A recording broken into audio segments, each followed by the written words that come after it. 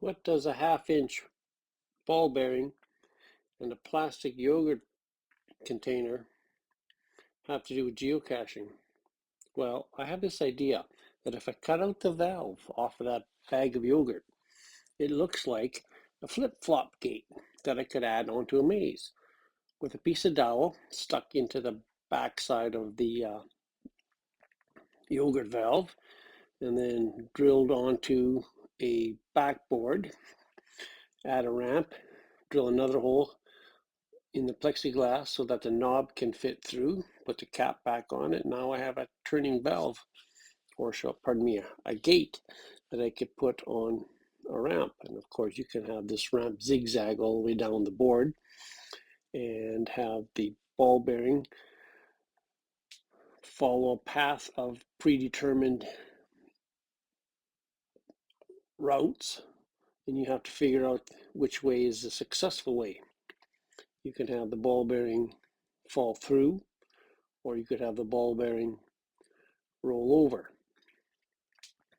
Now, of course, this is just a prototype, so it doesn't necessarily have to fall over the edge, but you could in the sense of having it to do a reset.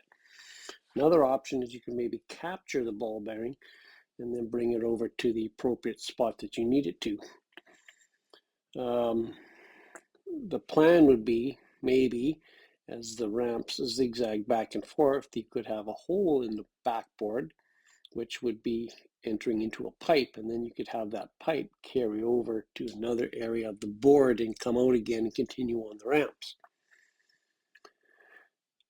Maybe the maze would be you'd have to figure out which holes and snakes and ladders kind of a routine you'd need to go through in order for it to trigger the release mechanism holding the preform. Now here's one of my homemade release mechanisms. It has a long arm, but you'd have to add some counterweight to give it some balance so that the little half-inch ball bearing would be able to knock the lever down and release that preform.